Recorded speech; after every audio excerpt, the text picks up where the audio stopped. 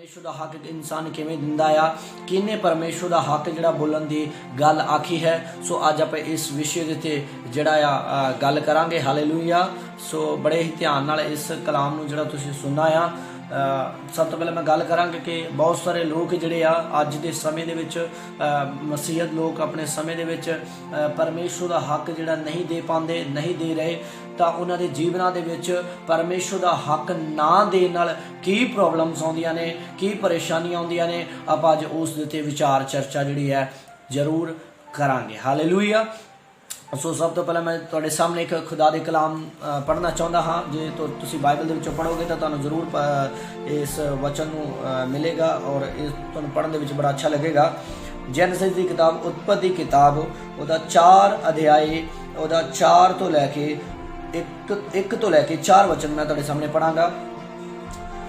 जब आदम अपनी पत्नी हवा के पास गया तब उसने गर्भवती होकर कैन को जन्म दिया और कहा, मैंने यहोवा की सहायता से एक पुरुष पाया है। 2 आयत पे, फिर उसने उसके भाई हाबिल को भी जन्म दिया। हाबिल भेड़ बकरियां का चरवाहा बन गया, परंतु कैन भूमि पर खेती करने वाला किसान बना। कुछ दिनों के पश्चात कैन यहोवा के पास भूमि की उपज में से कुछ भेंट ले आया और हाबिल भी अपनी भेड़ बकरियों की कई एक पहलोठों बच्चे भेंट चढ़ाने के लिए ले आया और उनकी चर्बी भेंट चढ़ाई। तब यहोवा ने हाबिल और उसकी भेंट को तो ग्रहण किया, परंतु कैन और उसकी भेंट को उसने ना ग्रहण किया। हालेलुया। सो जिहड़ा अज दा मेन विषय है उहदे विच आपां गल कर रहे हैं। उत्पत्ति किताब दे 4 अध्याय दा 1 वचन दे विच लिखिया है परमेश्वर दा हक की है। परमेश्वर दा हक ये है, बाइबल च लिखा है 1 अध्याय तो लैके 4 वचन तक। कहता एक जो आदम अपनी पत्नी हवा के पास गया और उसने गर्भवती को कैन को जन्म दिया। तो आदम ते हवा दे 2 पुत्र सी, कैन अते हाबिल।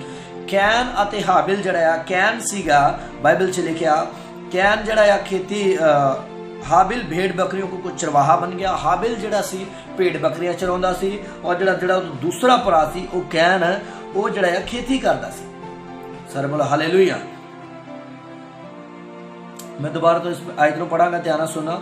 कुछ दिनों के पश्चात कैन यहोवा के पास भूमि की उपज में से कुछ भेंट लेके आया। हालेलुया। ये 2 व्यक्ति जिहड़ा 2 भरा जिहड़ा कुछ भेंटा परमेश्वर दे अगे जिहड़ा प्रभु दा बनदा होया हक है, जिहड़ा प्रभु दा बनदा होया ओदा हक है परमेश्वर दा, जिहड़ा परमेश्वर दा कार है वो परमेश्वर नूं देण दे लई वो परमेश्वर दे कोले पहुंचे अपनी अपनी भेंट लैके। जिहड़ा पहला भरा हाबिल है वो हाबिल अपने जिहड़ा भेड़ बकरियां दे विचों कुछ पहलोठियां नूं परमेश्वर दे कोले भेंट करने लई लैके आया। तो पहली उपज परमेश्वर दे कोले लैके आया और जिहड़ा कैन भी पहली उपज परमेश्वर दे कोले लैके आया। लेकिन गल ये है उस जगह ते परमेश्वर ने एक जने की भेंट नूं स्वीकार किया और एक दी भेंट नूं स्वीकार नहीं किया। अर्थात हाबिल की भेंट परमेश्वर ने स्वीकार की, कैन की भेंट परमेश्वर ने स्वीकार नहीं की। हालांकि दोनों ने अपने हक नूं पूरा किया, लेकिन उन्हां दे विच जदों हक नूं पूरा कर रहे सी कुछ ना कुछ गल्लां उन्हां दे अंदर सी। कैन दे अंदर कुछ क्रोधित मन सी या उहदे मन दे अंदर पाप दे कारण जिहड़ी उहदी भेंट जिहड़ी स्वीकार नहीं हुई। हालेलुया। सो मेन जिहड़ा मेरा विषय आ परमेश्वर दा हक की है। परमेश्वर दा हक ये है कि अपनी कमाई दा जिहड़ा पहला हिस्सा प्रभु नूं देना वो है परमेश्वर दा हक। हालेलुया। अर्थात जिद्दां कि परमेश्वर सानू 100 रुपए दिंदा है या परमेश्वर सानू साडी कमाई दे विचों कुछ भी हिस्सा दिंदा है, तो सब नूं जिहड़ा पहली उपज है वो है परमेश्वर दी। चाहे साडी खेती है, चाहे साडा जीवन है, चाहे साडी आत्मिक जीवन है, चाहे साडा स्पिरिचुअल जीवन है, चाहे साडी कमाई है, चाहे साडी शरीर कमाई है, उहदे विचों पहला हक जिहड़ा आ साडी परमेश्वर दा होना जरूरी है। हालेलुया। अगर परमेश्वर दा हक असीं रखदे हां तां साडे नाल की हुंदा आ, परमेश्वर दा हक किन्ना ने बाइबल दे विच दिता, किन्ना लोगों ने अपनी उपज या अपने पहली उपज परमेश्वर नूं दित्ती। पहला हक जिहड़ा परमेश्वर नूं दिता तां परमेश्वर ने उन्हां दे जीवनां च की कीता। हालेलुया। बाइबल दे विचों बहुत सारियां रेफरेंस असीं पढ़ सकदे हां।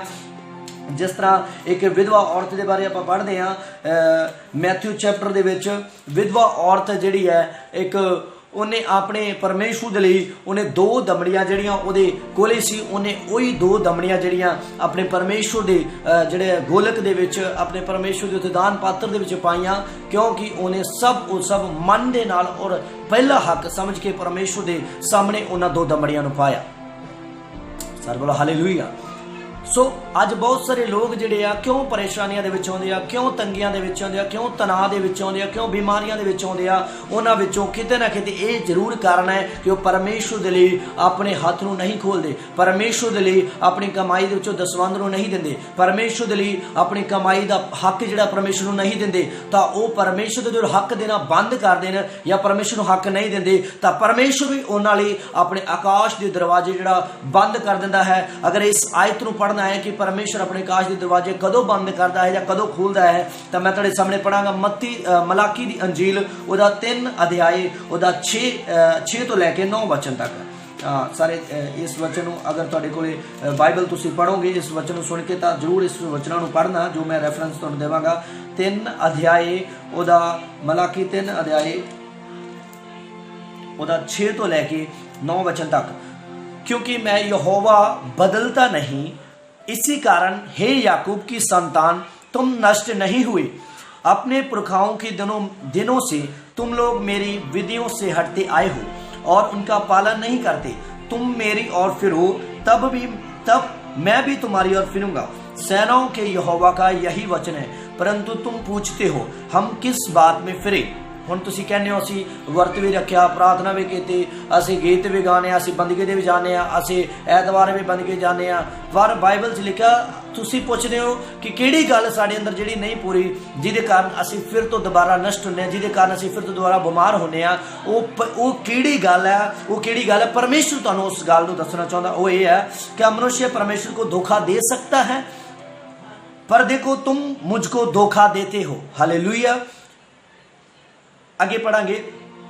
और तो भी पूछते हो हमने किस बात में तुझे लूटा है, दशमाश और उठाने की भेंटों में। हालेलुया। आगे पढ़ते हैं। तुम पर भारी शाप पड़ा है क्योंकि तुम मुझे लूटते हो, वरना सारी जाति ऐसा ही करती है। सारे दशमांश भंडार में लाओ, आओ कि मेरे भवन में भोजन वस्तु रहे।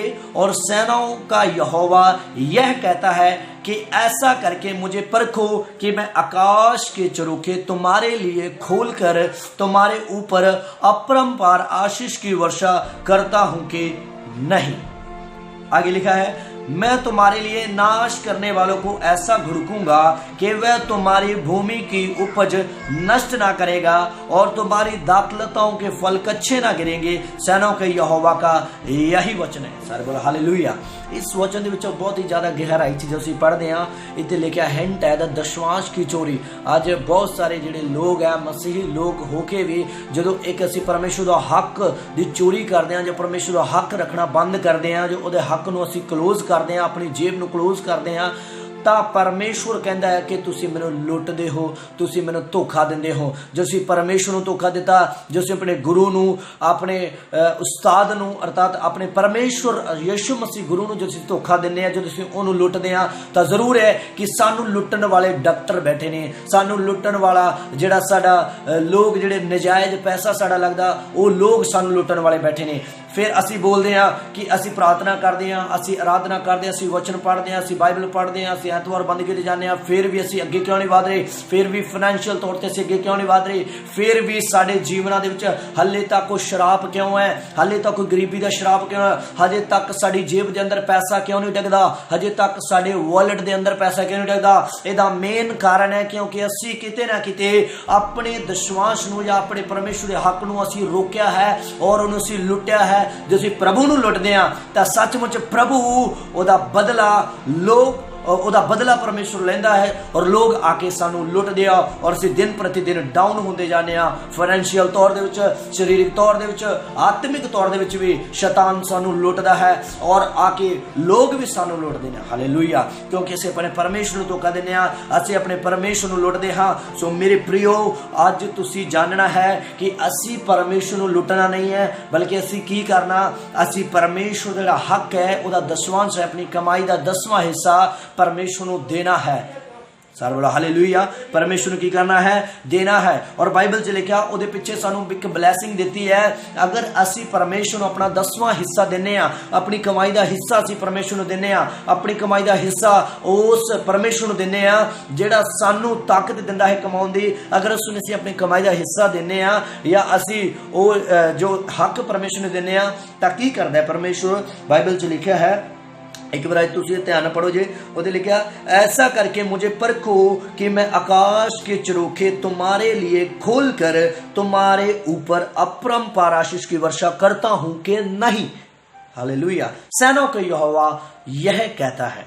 ये गल सैमुअल पास्टर नहीं कह रहा, ये गल कोई खुदा दा खादम नहीं कह रहा, ये गल सैनावां दा यहोवा कह रहा कि ये गल्लां करके या ये हक मैनू दे के या ये विश्वास जिहड़ा आ तुसीं दे के मैनू परखो कि मैं तुहाडे लई आकाश दे चरुखे जिहड़े आ खोल के ਤੁਹਾਡੇ ਲਈ अपरंपार वर्षा, ਉਹ वर्षा ਜਿਹੜੀ ਆ ਉਹ ਮੀਂਹ ਜਿਹੜਾ ਆ ਇੱਕ ਸਮਰਥ ਦਾ ਮੀਂਹ ਵੀ ਹੋ ਸਕਦਾ ਆ, ਉਹ ਮੀਂਹ ਜਿਹੜਾ ਆ ਇੱਕ ਖੁਸ਼ੀ ਦਾ ਮੀਂਹ ਵੀ ਹੋ ਸਕਦਾ ਆ, ਉਹ ਮੀਂਹ ਜਿਹੜਾ ਆ ਇੱਕ ਤੰਦਰੁਸਤੀ ਦਾ ਮੀਂਹ ਹੋ ਸਕਦਾ ਆ, ਉਹ ਮੀਂਹ ਜਿਹੜਾ ਆ ਇੱਕ ਪੈਸੇ ਦਾ ਮੀਂਹ ਵੀ ਹੋ ਸਕਦਾ ਆ। ਉਹ ਜਿਹੜਾ ਮੀਂਹ ਹੈ ਉਹ ਪਰਮੇਸ਼ਵਰ ਦੀ ਸਮਰਥ ਜਾਂ ਪਰਮੇਸ਼ਵਰ ਦੀਆਂ ਇੱਕ ਸਪਿਰਿਚੁਅਲ ਔਰ ਸਰੀਰਕ ਔਰ ਆਤਮਿਕ ਬਰਕਤਾਂ ਨੂੰ ਦਰਸਾਉਂਦਾ ਹੈ। ਜਦੋਂ ਅਸੀਂ ਪਰਮੇਸ਼ਵਰ ਦਾ ਹੱਕ ਦਿੰਨੇ ਆ ਜਾਂ ਜਦੋਂ ਅਸੀਂ ਪਰਮੇਸ਼ਵਰ ਦੇ ਅੱਗੇ ਵਿਸ਼ਵਾਸ ਨੂੰ ਲੈ ਕੇ ਆਉਣੇ ਆ ਸੱਚੇ ਹਿਰਦੇ ਨਾਲ, ਸੱਚੇ ਮਨ ਨਾਲ, ਬਿਨਾਂ ਕਿਸੇ ਭੇਦਭਾਵ ਤੋਂ, ਬਿਨਾਂ ਕਿਸੇ ਸੋਚ ਵਿਚਾਰ ਤੋਂ, ਜਦੋਂ ਅਸੀਂ ਪਰਮੇਸ਼ਵਰ ਦੇ ਅੱਗੇ ਉਸ ਆਪਣੇ ਆਫਰਿੰਗ ਨੂੰ, ਉਸ ਆਪਣੀ ਭੇਂਟ ਨੂੰ, ਉਹ ਆਪਣੇ ਸੀਡ, ਆਪਣੇ ਬੀਜ ਨੂੰ, ਆਪਣੀ ਭੇਂਟ ਨੂੰ, ਆਪਣੇ ਵਿਸ਼ਵਾਸ ਨੂੰ ਪ੍ਰਭੂ ਦੇ ਅੱਗੇ ਲੈ ਕੇ ਆਉਣੇ ਆ ਤਾਂ ਪਰਮੇਸ਼ਵਰ ਸਾਡੇ ਲਈ ਉਹ ਵਰਖਾ ਕਰਦਾ ਹੈ ਜਿਨ੍ਹਾਂ ਨੂੰ ਅਸੀਂ ਪਰਮਾਨੈਂਟ ਆਪਣੀ ਜ਼ਿੰਦਗੀ 'ਚ ਚਾਹੁੰਦੇ ਹਾਂ। Hallelujah. So permanent blessing, permanent आशीष पाने लिए सानू परमेश्वर का हक देना जरूरी है। कई बार सोचते हैं कि मैं आराधना प्रार्थना करदा फिर भी जीवन च मेरे बीमारी क्यों नहीं जाती, क्योंकि ये याद रखना किते ना किते असीं परमेश्वर के हक नूं लुट रहे हाँ, तां करके साडे अंदर बीमारी का हल्ले भी गढ़ बनया होया है। इस करके जल्द तो जल्द अपने जीवन दे विच ये पाप नूं जिहड़ा आ, ये गल नूं जिहड़ा बाहर कढ के आपां परमेश्वर के हक नूं परमेश्वर के अगे ले जाना है और जरूर ले जाना है और विश्वास नूं परमेश्वर के देना है तां जो परमेश्वर साडे लई आकाश दे चरोखे जिहड़ा खोल के अपनी आशीष नूं, अपने अनुग्रह नूं साडे उपर करे और तंदुरुस्ती दा वर्षा, तंदुरुस्ती दा मींह और चंगाई दा मींह, सामर्थ दा मींह, ब्लैसिंग दा मींह परमेश्वर साडे उपर उंडे ले। हालेलुया। और बाइबल च स्पष्ट लिखा जो कोई विश्वास दी चोरी करदा है, जो कि परमेश्वर का हक रखता है, वो चोर है, वो ठग है, वो धोखा देने वाला है, वो चलाकी करने वाला है। हालेलुया। क्योंकि आपां जे आम तौर पर पढ़िए रसूलों की किताब दे विच मैं तुहानूं पढ़ावांगा प्रेरितों के काम रसूलों की किताब 5 अध्याय जो असीं पढ़दे हां हननिया ते सफीरा बारे। उस जगह ते हननिया ते सफीरा जिहड़ा आ, हननिया नामक एक मनुष्य, उसकी पत्नी सफीरा ने कुछ भूमि बेची और उसके दाम में से कुछ रख छोड़ा। यह बात उसकी पत्नी भी जानती थी और उसका एक भाग लाकर प्रेरितों के पांव के आगे रख दिया। उदा बचिया खुचिया परमेश्वर के दासां दे पैरां दे अगे रखता। हालेलुया। तो अगे एक बड़ी गल जी जबरदस्त गल जी पढ़ने को मिलती है।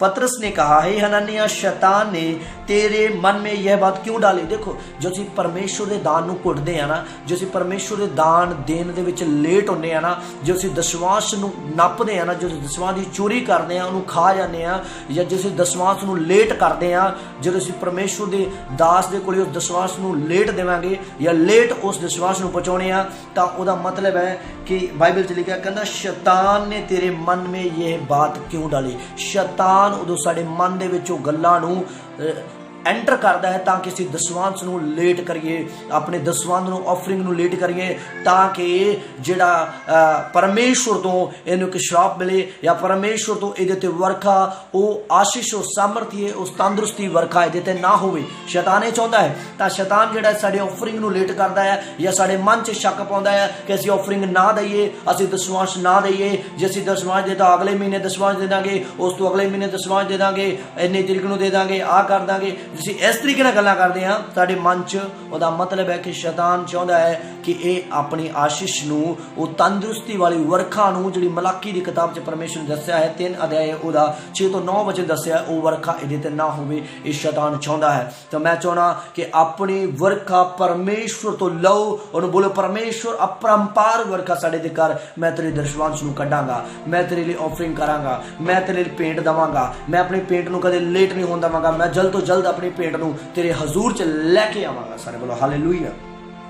सो आगे लिखा है, पतरस ने कहा, हे अननिया, शैतान ने तेरे मन में ये बात क्यों डाली कि तू पवित्र आत्मा से झूठ बोले। देखो असी जो ये गल करते हैं, असी परमेश्वर दे पवित्र आत्मा दे नाल झूठ बोलते हैं, परमेश्वर दे पवित्र आत्मा दे नाल वायदा करके असी मुकर जाने हां। इहदा मतलब है ये जो तुसीं दशवांश दी चोरी करते हैं। हालेलुया।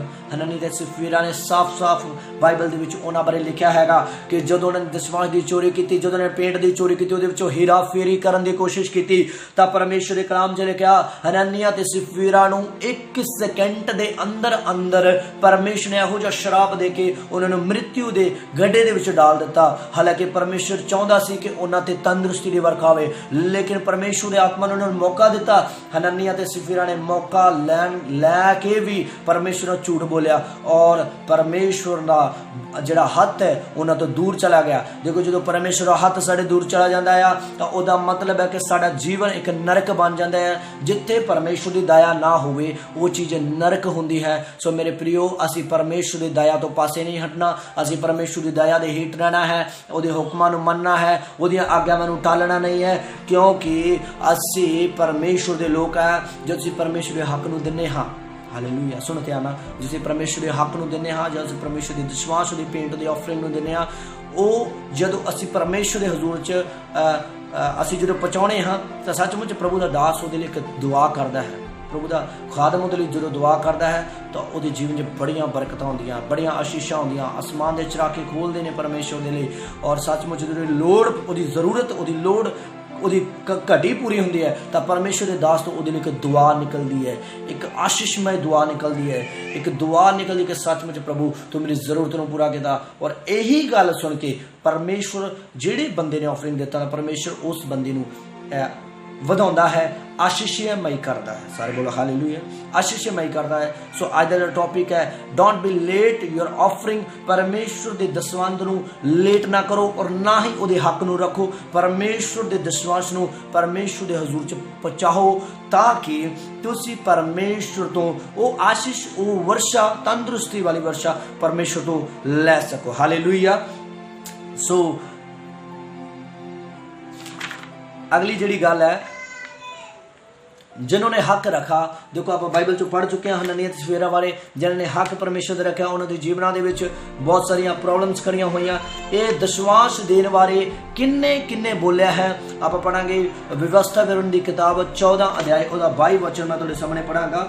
किन्ने ये गल बोली है, शायद तुसीं कहो कि पास्टर बोल रहे हैं, पर मैं ये गल नहीं बोल रहा, मैं तुहाडे सामने ये गल डायरैक्ट दस रहा कि किन्ने ये गल कही है कि दशवंध देओ, ऑफरिंग देओ, भेंट लियाओ। व्यवस्था विवरण 14 अध्याय उसका 22 वचन। व्यवस्था विवरण 14 अध्याय, व्यवस्था सार 14 अध्याय उसका 22 वचन। बीज की सारी उपज में से जो प्रतिवर्ष खेत में उपजे उसका दशवंश अवश्य अलग करके रखना। हालेलुया। ये गल्लां परमेश्वर ने अपने लोकां नूं, जदों परमेश्वर ने रचिया बनाया, उन्हां लोकां नूं ये गल्लां आखियां कि बीज दी सारी उपज में से प्रतिवर्ष खेत में उपजे उसका दशवंश अवश्य अलग करके रखना। और जिस स्थान को तेरा परमेश्वर यहोवा अपने नाम का निवास ठहराने के लिए चुन ले, उसमें अपने अन्न और नए दाख मधु, टटके तेल का दशमांश और अपने गाय बैलों और भेड़ बकरियों के पहलौठ अपने परमेश्वर यहोवा के सामने खाया करना, जिससे तुम उसका भय नित्य मानना सीखोगे। हालेलुया। दशमांश देने का मतलब है परमेश्वर का भय मनना, परमेश्वर का डर मनना, परमेश्वर का हक पूरा करना, परमेश्वर के लिए कुछ बीजना, कुछ सीड करना। देखो ध्यान, दशमांश देने का मतलब की है, जो एक किसान खेत दे विच जांदा आ, वो एक बीज नूं बोंदा आ, तो बीज की आ ਉਹ ਜੇ ਬੀਜ ਨੂੰ ਨਾ ਬੋਏ ਤਾਂ ਕਦੇ ਵੀ ਉੱਥੇ ਫਸਲ ਨਹੀਂ ਵੱਢ ਸਕਦਾ, ਕਦੇ ਵੀ ਉੱਥੋਂ ਬਹੁਤ ਸਾਰੀ ਕਮਾਈ ਨਹੀਂ ਕਰ ਸਕਦਾ। ਜਦੋਂ ਬੀਜ ਜਾਂਦਾ ਆ ਜ਼ਮੀਨ ਦੇ ਅੰਦਰ ਧੱਸ ਜਾਂਦਾ ਆ ਤਾਂ ਉੱਥੋਂ ਪੁੰਗਰਦਾ ਆ, ਔਰ ਜਦੋਂ ਮਰ ਜਾਂਦਾ ਹੈ, ਜਦੋਂ ਪਹਿਲਾਂ ਮਰਦਾ ਹੈ ਉਸ ਤੋਂ ਬਾਅਦ ਪੁੰਗਰ ਕੇ ਉਹ ਬਹੁਤ ਸਾਰੇ ਬੀਜ ਨੂੰ ਇਕੱਠਾ ਕਰਦਾ ਹੈ। ਇਸੇ ਤਰੀਕੇ ਨਾਲ ਤੁਹਾਡਾ ਆਫਰਿੰਗ ਹੈ, ਤੁਹਾਡਾ ਦਸਵੰਧ ਹੈ, ਤੁਹਾਡਾ ਦਾਨ ਹੈ, ਜੋ ਤੁਸੀਂ ਪ੍ਰਭੂ ਦੇ ਹਜ਼ੂਰ 'ਚ ਬੀਜਦੇ ਹੋ, ਦਿੰਦੇ ਹੋ, ਤਾਂ ਉੱਥੋਂ ਉਹ ਬੀਜ ਜਿਹੜਾ ਆ ਬਹੁਤ ਸਾਰੇ ਫਲਾਂ ਨੂੰ ਲੈ ਕੇ ਪੁੰਗਰਦਾ ਹੈ। ਹਾਲੇਲੂਇਆ। ਸੋ ਆਪਣੀ ਜਿਹੜੀ ਹੈ ਪੂੰਜੀ ਦੇ ਵਿੱਚੋਂ, ਆਪਣੀ ਕਮਾਈ ਦੇ ਵਿੱਚੋਂ, ਮਹੀਨੇਵਾਰ ਦੀ ਕਮਾਈ ਦੇ ਵਿੱਚੋਂ 10ਵਾਂ ਹਿੱਸਾ ਪ੍ਰਭੂ ਦੇ ਲਈ ਕੱਢ ਕੇ ਰੱਖਣਾ ਹੈ। ਜਿਸ ਤਰੀਕੇ ਨਾਲ 1000 ਰੁਪਏ ਅਸੀਂ ਕਮਾਇਆ, ਉਹਦੇ ਵਿੱਚੋਂ 100 ਰੁਪਏ ਪਰਮੇਸ਼ਵਰ ਲਈ ਕੱਢਣਾ ਹੈ। ਜੇ ਅਸੀਂ 100 ਰੁਪਏ ਕਮਾਇਆ, ਉਹਦੇ ਵਿੱਚੋਂ 10 ਰੁਪਏ ਪਰਮੇਸ਼ਵਰ ਦੇ ਨੇ। ਜੇ ਅਸੀਂ 10,000 ਰੁਪਏ ਕਮਾਇਆ, ਉਹਦੇ ਵਿੱਚੋਂ 1000 ਰੁਪਏ ਪਰਮੇਸ਼ਵਰ ਦਾ ਹੱਕ ਹੈ। ਮੇਰੇ ਪ੍ਰਿਓ, ਜੇ ਅਸੀਂ ਇਸ ਤਰੀਕੇ ਨਾਲ ਨਹੀਂ ਕਰਦੇ, ਇਹ ਹੱਕ ਨਹੀਂ ਪੂਰਾ ਕਰਦੇ, ਮਲਾਕੀ ਦੀ ਕਿਤਾਬ ਪੜ੍ਹ ਲੈਣਾ, ਬਾਰ-ਬਾਰ ਉੱਥੇ ਲਿਖਿਆ, ਤਾਂ ਤੁਸੀਂ ਲੁਟੇਰੇ ਹੋ, ਤੁਸੀਂ ਮੈਨੂੰ ਲੁੱਟਦੇ ਹੋ। ਜੇ ਤੁਸੀਂ ਮੈਨੂੰ ਲੁੱਟੋਗੇ, ਜੇ ਤੁਸੀਂ ਮੈਨੂੰ ਧੋਖਾ ਦਿਓਗੇ, ਤਾਂ ਤੁਹਾਡੇ ਤੇ ਭਾਰੀ ਸ਼ਰਾਪ ਪੜੇਗਾ। ਹਾਲੇਲੂਇਆ। ਉਹ ਭਾਰੀ ਸ਼ਰਾਪ ਬਿਮਾਰੀ ਦਾ ਹੋ ਸਕਦਾ ਹੈ, ਉਹ ਭਾਰੀ ਸ਼ਰਾਪ ਸਾਡੇ ਫਾਈਨੈਂਸ਼ੀਅਲ ਰੁਪਏ ਪੈਸੇ ਦੇ ਵਿੱਚ ਹੋ ਸਕਦਾ ਹੈ, ਉਹ ਭਾਰੀ ਸ਼ਰਾਪ ਸਾਡੇ ਬੱਚਿਆਂ ਦੇ ਜੀਵਨਾਂ ਦੇ ਵਿੱਚ ਹੋਈਆਂ ਬਿਮਾਰੀਆਂ ਦੇ ਲਈ ਹੋ ਸਕਦਾ ਹੈ, ਉਹ ਭਾਰੀ ਸ਼ਰਾਪ ਸਾਨੂੰ ਡਾਊਨ ਕਰਨ ਵਾਲਾ ਵੀ ਹੋ ਸਕਦਾ ਹੈ, ਉਹ ਭਾਰੀ ਸ਼ਰਾਪ ਇਹ ਵੀ ਹੋ ਸਕਦਾ ਹੈ ਕਿ ਸ਼ੈਤਾਨ ਨਿੱਤ ਆ ਕੇ ਸਾਨੂੰ ਪਰੇਸ਼ਾਨ ਕਰੇਗਾ। ਸੋ ਇਸ ਤਰੀਕੇ ਨਾਲ ਕਿਤੇ ਨਾ ਕਿਤੇ ਅਸੀਂ ਪਰਮੇਸ਼ਵਰ ਦੀ ਗੱਲ ਤੋਂ ਵਾਂਝੇ ਰਹਿ ਜਾਂਦੇ। ਸੋ ਸਾਨੂੰ ਇਹ ਗੱਲ ਜਿਹੜੀ ਹੈ, ਇਹ ਵੀ ਇੱਕ ਵਚਨ ਜਿਹੜਾ ਆ ਸਾਨੂੰ ਆਪਣੇ ਜੀਵਨ 'ਚ ਉਤਾਰਨ ਦੀ ਲੋੜ ਹੈ। ਹਾਲੇਲੂਇਆ। ਨਹਮੀਆ ਨੇ ਆਪਣੇ ਜੀਵਨ ਦੇ ਵਿੱਚ 10 ਅਧਿਆਇ ਉਹਦਾ 32 ਵਚਨ ਨਹਮੀਆ ਦੀ ਕਿਤਾਬ ਪੜ੍ਹ ਸਕਦੇ ਹੋ। ਯਹੋਵਾ ਦੇ ਲਈ ਉਹਨਾਂ ਨੇ ਬੀਜਿਆ। ਐਸਾ ਕਿਉਂ ਕਰਦੇ ਸੀ ਇਹ ਲੋਕ? ਉਹ ਇਹ ਇਸ ਕਰਕੇ ਕਰਦੇ ਸੀ ਤਾਂ ਕਿ ਪਰਮੇਸ਼ਵਰ ਦੇ ਭਵਨ ਦੇ ਵਿੱਚ ਰਹਿ ਰਹੇ ਦਾਸ ਦੀਆਂ ਜਿਹੜੀਆਂ ਜ਼ਰੂਰਤਾਂ ਪੂਰੀਆਂ ਹੋਣ, ਤਾਂ ਜੋ ਉਹ ਦਾਸ ਸਾਡੇ ਲਈ ਮਿਲ ਕੇ ਮਿਹਨਤ ਕਰੇ, ਪ੍ਰਾਰਥਨਾ ਕਰੇ, ਔਰ ਸਾਡੇ ਲਈ ਪਰਮੇਸ਼ਵਰ ਤੰਦਰੁਸਤੀ ਦੀ ਵਰਸ਼ਾ ਨੂੰ ਲੈ ਕੇ ਆਵੇ। ਹਾਲੇਲੂਇਆ। ਤੁਸੀਂ ਮਲਾਕੀ ਦੀ ਕਿਤਾਬ ਉਹਦਾ 3 ਅਧਿਆਇ 11 ਵਚਨ ਵੀ ਪੜ੍ਹ ਸਕਦੇ ਹੋ। ਇਹ ਰੈਫਰੈਂਸ ਨੋਟ ਕਰ ਲਓ। ਔਰ ਸਮਾਂ ਜ਼ਿਆਦਾ ਹੋ ਗਿਆ, 24 ਮਿੰਟ ਹੋ ਗਏ। ਔਰ ਮੇਨ ਗੱਲ ਲਾਸਟ ਦੱਸ ਕੇ ਤੁਹਾਨੂੰ ਆਮੀਨ ਕਰਾਂਗਾ। ਅਸੀਂ ਦਸਵੰਧ ਦੇਣਾ ਕਿਵੇਂ ਹੈ? ਪਹਿਲਾ ਨੰਬਰ ਸਾਫ਼ ਦਿਲ ਨਾਲ, ਦੂਸਰਾ ਨੰਬਰ ਆਨੰਦ ਨਾਲ। ਹਾਲੇਲੂਇਆ। ਕਿਵੇਂ ਦੇਣਾ ਹੈ? ਆਨੰਦ ਨਾਲ। ਪਹਿਲਾ ਗੱਲ ਹੈ ਸਾਫ਼ ਦਿਲ ਨਾਲ। ਜਿਸੇ ਸਾਫ਼ ਦਿਲ ਨਾਲ ਦਸਵੰਧ ਦਿੰਦੇ ਹਾਂ, ਬਿਨਾਂ ਕਿਸੇ ਭੇਦਭਾਵ। ਜਿੱਦਾਂ ਉਸ ਵਿਧਵਾ ਔਰਤ ਨੇ ਦਸਵੰਧ ਦਿੱਤਾ ਪਰਮੇਸ਼ਵਰ ਦੇ ਲਈ, 2 ਦਮੜੀਆਂ ਕੱਢੀਆਂ, ਇੱਕ ਸਾਫ਼ ਦਿਲ ਨਾਲ, ਬਿਨਾਂ ਕਿਸੇ ਭੇਦਭਾਵ ਤੋਂ, ਆਪਣੇ ਲਈ ਨਾ ਸੋਚਿਆ, ਪਰਮੇਸ਼ਵਰ ਲਈ ਇੱਕ ਆਸ਼ੀਸ਼ਮय ਪ੍ਰਾਰਥਨਾ ਜਾਂ ਆਸ਼ੀਸ਼ਮय ਬਰਕਤ ਪਾਉਣ ਲਈ ਉਹਨੇ ਦਸਵੰਧ ਦਿੱਤਾ। ਸਾਫ਼ ਦਿਲ ਨਾਲ ਅਸੀਂ ਵੀ ਉਦਾਂ ਦੇਣਾ ਹੈ। ਦੂਸਰਾ ਨੰਬਰ ਖੁੱਲੇ ਦਿਲ ਨਾਲ, ਆਨੰਦ ਨਾਲ। ਇਹ ਨਹੀਂ ਜਦੋਂ ਦਸਵੰਧ ਦੇਣਾ ਹੈ ਬੜਾ ਕੂੜ ਕੇ ਦੇਣਾ ਹੈ, ਬੜਾ ਸੋਚ ਕੇ ਦੇਣਾ ਹੈ, ਬੜਾ ਪਰੇਸ਼ਾਨੀ ਦੇ ਨਾਲ ਦੇਖਣਾ ਹੈ ਕਿ ਮੇਰੇ ਕੋਲ ਤਾਂ ਆਹੀ ਸੀ, ਮੈਂ ਤਾਂ ਹੁਣ ਆਹੀ ਦੇਵਾਂ, ਮੈਂ ਤੁਹਾਨੂੰ ਇਹੀ ਪਰਮੇਸ਼ਵਰ ਲਈ ਕੱਢਾਂ, ਮੈਂ ਕੀ ਕਰ ਸਕਦਾ, ਮੈਂ ਕਿਉਂ ਕਰਾਂ। ਇਸ ਤਰੀਕੇ ਨਾਲ ਤੁਹਾਡੇ ਮਨ ਦੇ ਅੰਦਰ ਕਿਉਂਕਿ ਇਹ ਸਵਾਲ ਨਹੀਂ ਹੋਣੇ ਚਾਹੀਦੇ। ਆਨੰਦ ਨਾਲ ਦਸਵੰਧ ਦੇਣਾ ਹੈ ਕਿ ਮੈਂ ਪਰਮੇਸ਼ਵਰ ਦੇ ਲਈ ਦਿੱਤਾ ਹੈ, ਮੈਂ ਬੀਜਿਆ ਹੈ। ਇਹ ਸੋਚ ਕੇ ਦੇਣਾ ਹੈ ਕਿ ਅਸੀਂ ਅੱਜ 100 ਬੀਜਿਆ ਹੈ ਜਾਂ ਅਸੀਂ 10,000 ਬੀਜਿਆ ਹੈ, ਕੱਲ ਨੂੰ ਅਸੀਂ ਲੱਖ ਵੱਢਣਾ ਹੈ ਪਰਮੇਸ਼ਵਰ ਕੋਲ। ਹਾਲੇਲੂਇਆ। ਅਗਲਾ ਗੱਲ ਹੈ ਖੁੱਲੇ ਦਿਲ ਨਾਲ ਬੀਜਣਾ। ਤੀਸਰੀ ਗੱਲ, ਖੁੱਲੇ ਦਿਲ ਨਾਲ ਪਰਮੇਸ਼ਵਰ ਦੇ ਅੱਗੇ ਬੀਜਣਾ। ਜਦੋਂ ਕਿਸਾਨ ਖੇਤ ਦੇ ਵਿੱਚ ਬੀਜ ਬੋਂਦਾ ਹੈ, ਉਹ ਇੱਕ ਕਣਕ ਦਾ ਦਾਣਾ ਨਹੀਂ ਬੀਜਦਾ, ਉਹ ਖੁੱਲੇ ਦਿਲ ਨਾਲ ਬੀਜਦਾ ਹੈ। ਤਾਂ ਉਹ ਤੋਂ ਆਪਾਂ ਇੱਕ ਐਗਜ਼ਾਮਪਲ ਹੈ ਕਿ ਉਹ ਜਦੋਂ ਵੜਦਾ ਹੈ ਔਰ ਖੁੱਲੇ ਦਿਲ ਨਾਲ ਹੀ ਵੜਦਾ ਹੈ, ਉਹ ਤੋਂ ਬੜੀ ਵੱਡੀ ਫਸਲ ਨੂੰ ਉਹ ਇਕੱਠਾ ਕਰਦਾ ਹੈ। ਹਾਲੇਲੂਇਆ। और चौथी गल है सोच के और कूड़ के दसवंध नहीं देना। जे असी सोच के लेट करके असी दसवंध देवांगे ਤਾਂ ਪਰਮੇਸ਼ਰ ਵੀ ਸਾਨੂੰ ਲੇਟ ਹੀ ਆਸ਼ੀਸ਼ ਦੇਗਾ, ਪਰਮੇਸ਼ਰ ਵੀ ਸਾਨੂੰ ਲੇਟ ਹੀ ਉੱਚਾ ਉਠਾਏਗਾ, ਪਰਮੇਸ਼ਰ ਵੀ ਸਾਨੂੰ ਲੇਟ ਹੀ ਬਰਕਤਾਂ ਦੇਗਾ।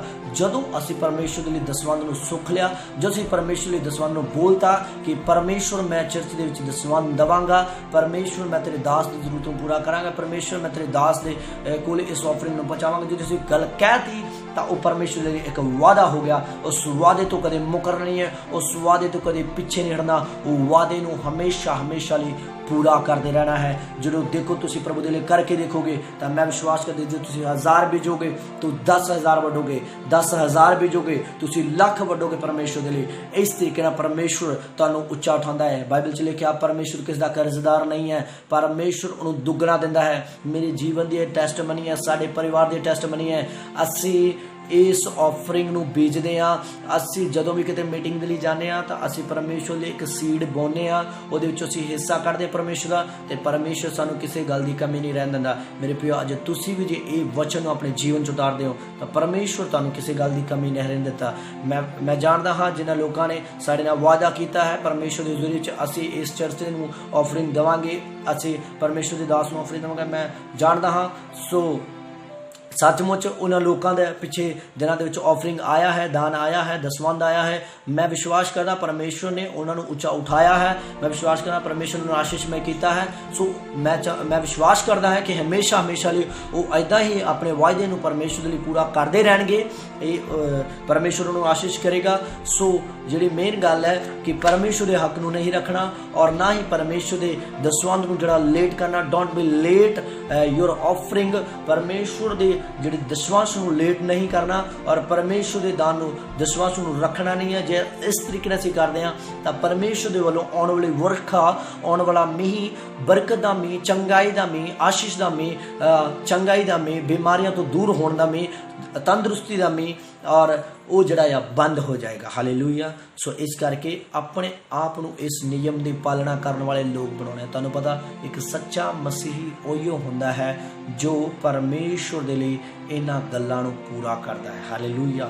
सच्चा मसीह वो है जो तौबा करता है। सच्चा मसीह वो है जिहड़ा बपतिस्मा लैंदा है। सच्चा मसीह वो है जिहड़ा अपने पाप नूं छड्डदा है। सच्चा मसीह वो जिहड़ा पास्टरां दी सिੱਖਿਆ नूं पाउंदा है। सच्चा मसीह वो है पंजवीं गल जिहड़ा अपनी कमाई दे विचों प्रभु दे लई हिस्सा कढदा है। इन्हां 5 गल्लां नूं जिहड़ा अपने जीवन च करदा है वो परमेश्वर दे कोलों उस वर्खा दे विच इन्ना लाया जाएगा जिहड़ी वर्खा परमेश्वर ने मलाकी दी किताब विच वो वर्खा आसमान दे चरोके खोल के बनाउण वाली वर्खा जिहड़ी महवराउण वाली वर्खा उहदे थल्ले वो नहलाया जाएगा। हालेलुया।